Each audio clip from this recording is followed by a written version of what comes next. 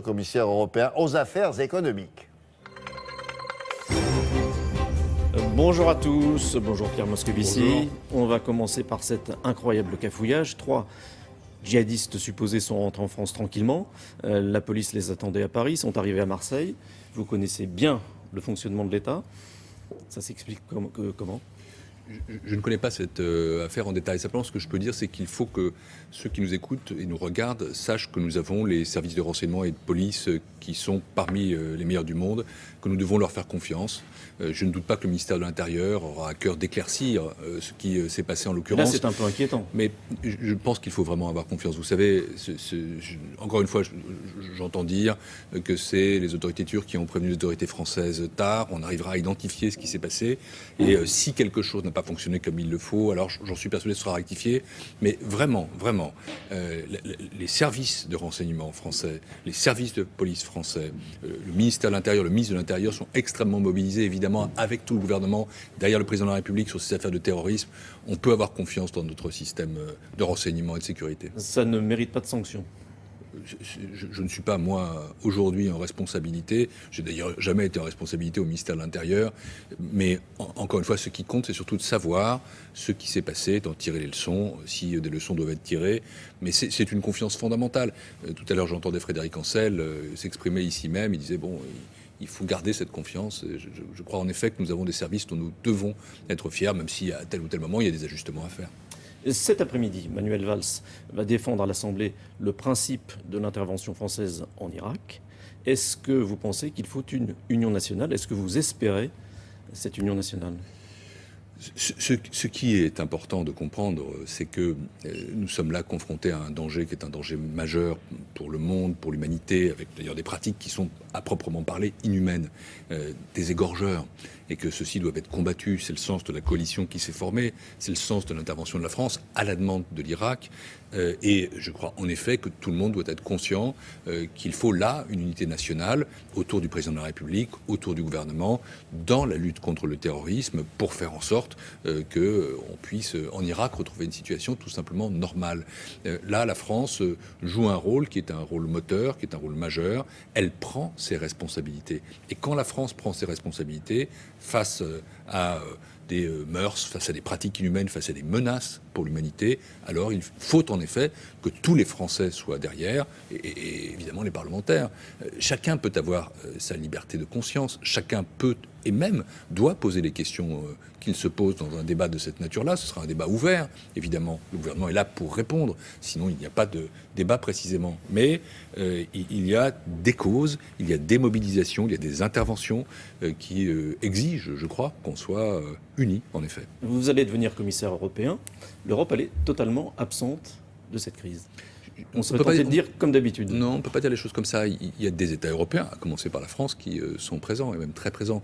Mais l'Union européenne, non. Ce qu'il faut comprendre sur l'Europe, c'est que nous avons une politique étrangère et de sécurité commune avec une haute représentante, aujourd'hui Mme Ashton, demain Mme Mogherini, qui forment des positions communes. Mais qu'en même temps, les États de l'Union européenne conservent des parts de souveraineté dans leur choix de défense, par exemple.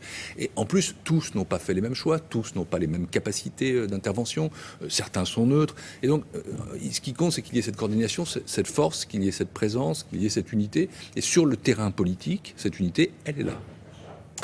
Vous allez donc devenir commissaire européen aux affaires économiques et financières. Est-ce que vous allez obtenir un changement de la politique économique de l'Europe pour plus de croissance ? Il y a une nouvelle phase en Europe, incontestablement. Les élections européennes ont délivré un message qui est un message, à mon sens, assez préoccupant. C'est pas seulement la montée des extrêmes droites, c'est pas seulement la montée des populismes, mais derrière ça, il y a le désenchantement qu'on sent de nos concitoyens qui se disent l'Europe, ça marche pas. L'Europe, ça ne produit pas les résultats qu'on attend. L'Europe, notamment, ne crée pas de croissance et d'emploi. On a fait des efforts en Europe pour stabiliser la situation financière. On n'a pas assez fait pour la croissance et l'emploi. Et la Commission de Jean-Claude Juncker, elle a un rôle, je pèse mes mots, historique.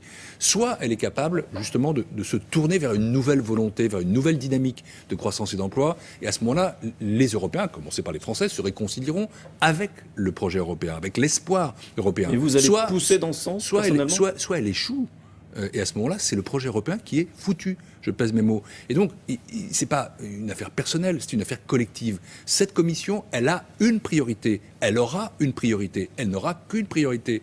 La création d'emplois par la croissance, avec notamment au cœur de ça un plan, un programme d'investissement public, mais surtout privé, c'est ainsi que l'a présenté Jean-Claude Juncker devant le Parlement européen, de 300 milliards d'euros sur 3 ans, pour faire en sorte qu'on crée de la croissance. Et ça Les Allemands sont d'accord ?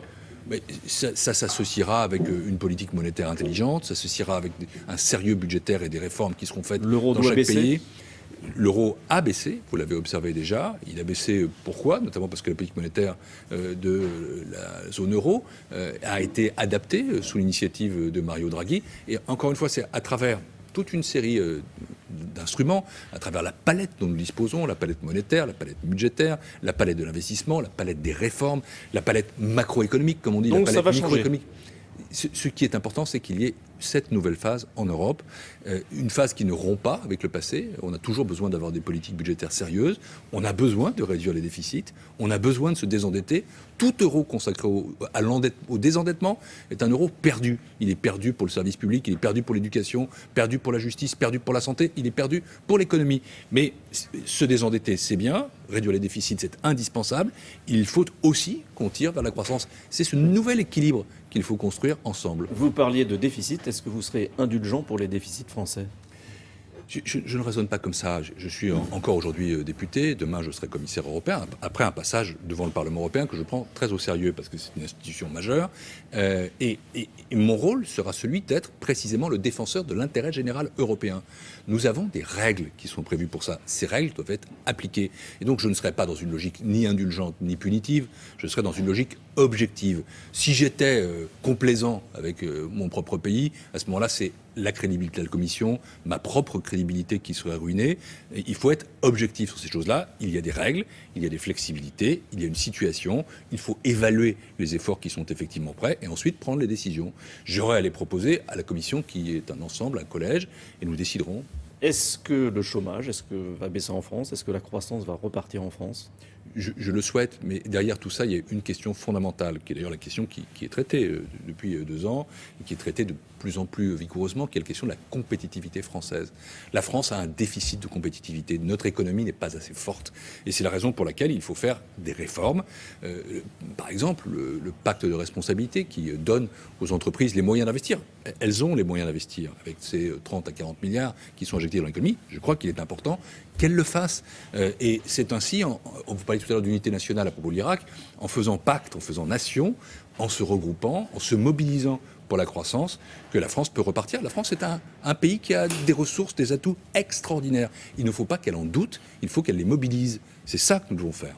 Merci. Merci à vous. William, c'est à vous. Merci, messieurs. On passe à la météo maintenant avec Nathalie Riouet. L'automne depuis 24 heures, ça continue l'automne.